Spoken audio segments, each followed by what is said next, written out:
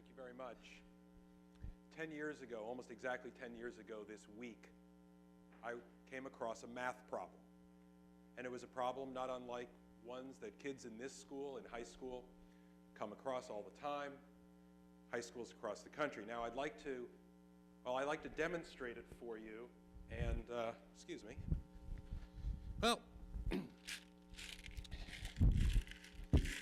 just happen to have this here. Whoops. So the point is that I'm telling you that in this receptacle are 500 marbles. And in those, among those 500 marbles, there are 495 clear ones and 5 red ones. So 1% of these marbles in here are red. So we're going to take an experiment here. I'm going to reach in and pull out a marble. It was red, a 1 out of 100 shot. All right, rare things happen, no big deal. I'm gonna do it again. Another red marble. Now I told you it was a 1% shot, now it's happened 2 times in a row. Do it again. Another red marble. 3 times in a row, 3 out of 3 times, a 1 out of 100 shot came in. I'm starting to wonder how many red marbles there really are in here. Do it one last time, maybe things will get back to normal. Another red marble. 4 out of 4 times for something that should be about 1%. I'm not sure how many red marbles there are in here, but it's a lot more than 1%.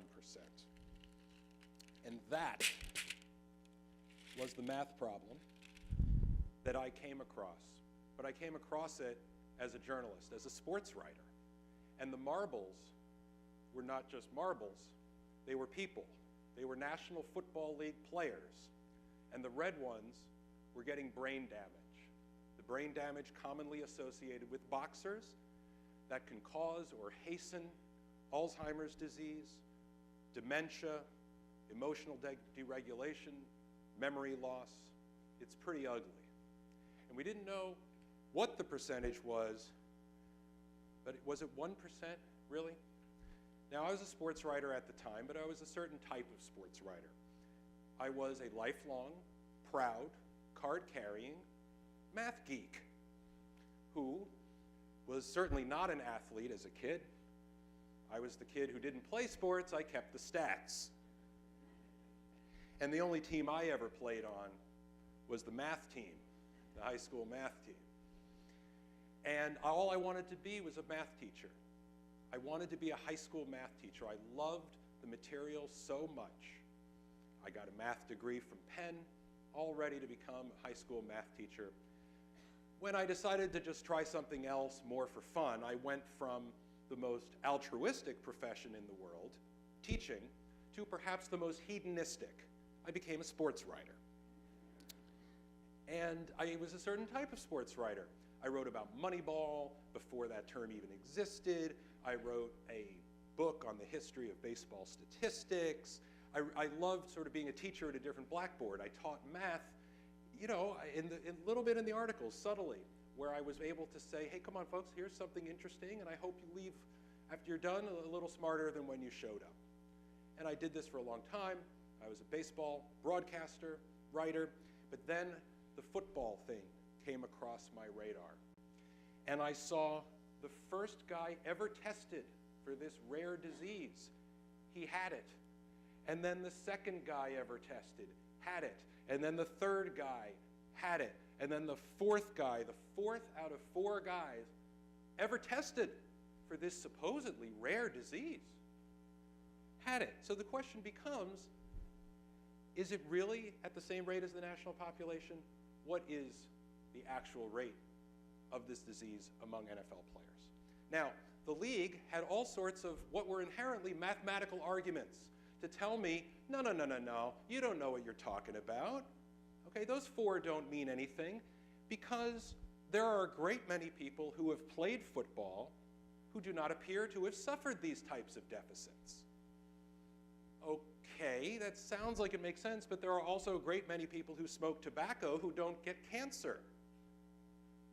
But that's not the point now, is it? The point is, if you smoke, what are your rates of getting cancer, and is it higher than the national population? Come on, fellas. Now, these quotes were printed in newspapers nationwide when this stuff started coming out because of the articles we were doing at the Times. Here's another one, a PR guy, saying, hey, come on, Schwarz, memory disorders affect many people who never played football or other sports. Yes, that's true. But car crashes affect many people who never drive drunk. So driving drunk, come on, get off our back. And I was like, come on, guys, this is basic high school math. Why doesn't anyone understand this? So they really didn't understand. And I begged them to understand. And then one day, I was literally toe to toe, standing up front with the commissioner of the National Football League, asking him about the data and saying, isn't there any significance to this? And he said, huh? Alan, come on. There's no record they might have had gotten their concussions swimming. Our players, you don't know how they got. A concussion happens in a variety of different activities. And I said, well, I actually, my reaction, here it is. You had a concussion swimming?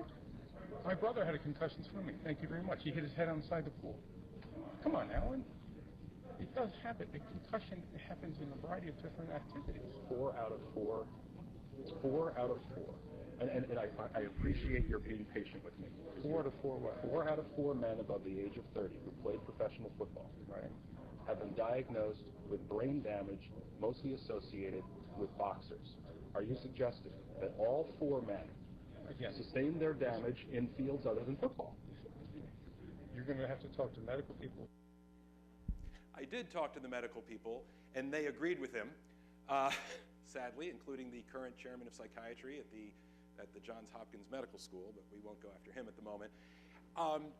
People in football just didn't want to believe it. They didn't want to think that a game that is very important to all of America, I don't know if you've heard, but there's a football game tomorrow. And it's a really big deal. And people just didn't want to believe it. And they were putting these mathematical arguments in front of me that just made no sense. Here's one where the guy who's supposed to care the most about the health and safety of football players, professional football players, the head of the players union, when I talked to him about this evidence that, hey, please don't fall over. This would be, I'm losing my marbles. Anyway, here is the head of the National Football League's Player Association when I was talking to him about the data. I think we're just a reflection of society. Of course, we've gone through a tremendous amount of trauma in what we've done. Mm-hmm. But on the other hand, I don't want to take that next leap to say, football caused dementia. Mm-hmm. I just don't believe that. I just don't believe it. But the thing is I believed it because of basic high school math. There aren't 1% red balls in that helmet, and the rate of dementia among NFL players is higher than the national population. I'm sorry, guys. They were saying that 2 + 2 = 5. It doesn't. 2 + 2 = 4. Whether you like it or not, it just does. So they were attacking my core belief system. They were also, frankly, attacking me. It wasn't a whole lot of fun being a bit of a lone wolf going up against the NFL, particularly just with, in some ways, just with numbers. There were people, the NFL would call up the executive editor of the Times and say, Schwarz is just making it up. All right, you got to stop him. He's just another Jason Blair trying to make a name for himself. Okay, there was the person from Inside Football who asked me, do you have a family? People, fans writing to me, I should give you a concussion. And the fact that I was told that I was probably followed in Washington before a congressional hearing. Sports Illustrated actually called me up one day and said, these NFL players who are killing themselves, they're doing it because of you. You're scaring them. into thinking that they're going to get this disease. Do you have any comment? So it was really charming. But the thing is that the numbers had my back. The numbers spoke to me in ways they always have since I was a little kid. They said, don't worry, we have your back, and we'll be there when you need it. And so, okay, I can't just write articles about numbers, okay? You write articles about people. You try to humanize the issue, because these numbers, they are people. They're teammates who can no longer remember each other, okay, who can barely communicate. They're young boys who play football, who think that concussions are no big deal because, hey, the NFL players do it. They play through concussions. Why shouldn't we? And they're also girls, okay? They're girls who play sports who need to know, despite the NFL's insistence, that concussions are a serious thing. It doesn't mean if you get a concussion you're going to die. It means that you just have to respect the injury. That's all we were doing. And so while writing these articles, I'm working on the numbers. I'm consumed with the numbers. I'm like, how can I get people to understand that 4 out of 4, a basic high school math problem, means something? And so I'm noodling around. This is me at the San Juan Marriott. Instead of hanging with my wife on the beach, I'm noodling around. I'm like, how many NFL players are there, and what are their rates, and just trying to figure this out. And I mean, it got a little more sophisticated once I got home, okay? But the thing is that once all that came together, after more than 100 articles, putting a human face on it, I was able to take this data and other data that was coming out and explain it and be kind of the math teacher I had always wanted to be, saying this is the data and this is what it means.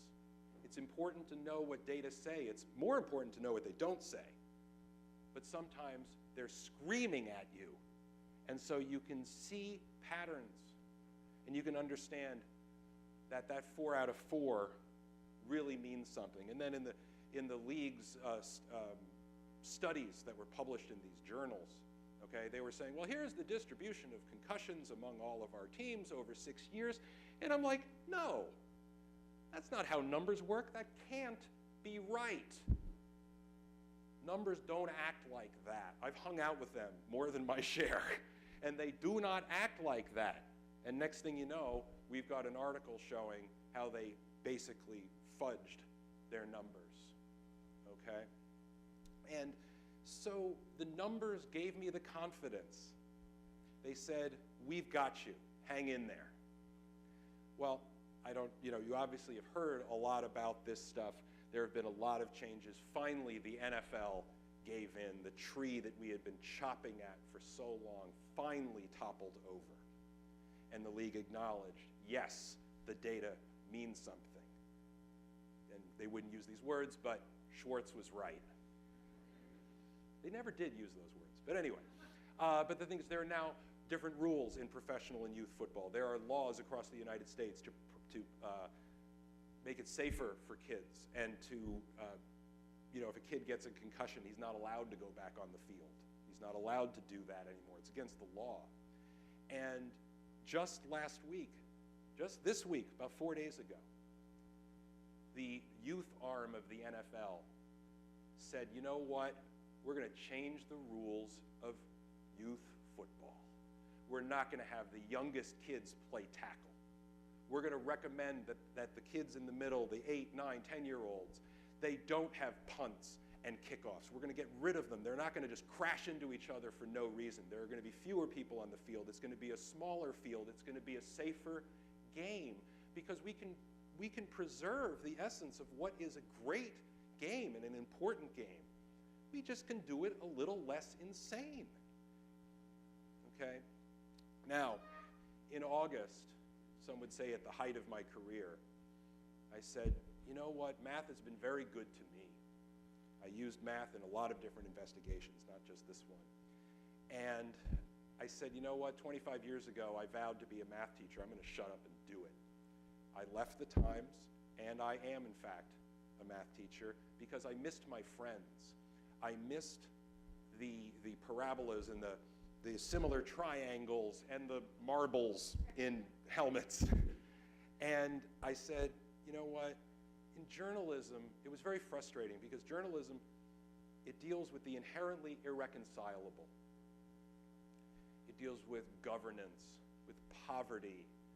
There are no right answers. There are some that are less wrong, but there's no right answer, and you have specious agendas, you have lobbyists, you have spin, and people insisting that 2 + 2 = 5. And frankly, I couldn't take it anymore. And I wanted to go back to my friends, because what numbers may lack in nuance, they more than make up for in clarity. And the numbers had my back for all those years. I'm going to have their back now. And I'm going to teach the next generation. So, I mean, I know what my ultimate legacy is going to be. I've come to terms with that. But now I'm teaching kids, and just the other day, I was helping a girl with her ellipses and hyperbolas and asymptotes, my favorite stuff. I missed it so much. And she was sharing with me how last year in math she was having a tough time because she had actually gotten a concussion playing sports, and it was difficult for her to, she had headaches and it was hard to come back. She said, concussions are kind of a big deal, And I didn't tell her why I knew, and I didn't tell her why she knew. I just said, yeah, and just got back to the math that we were then going to do together. Thanks.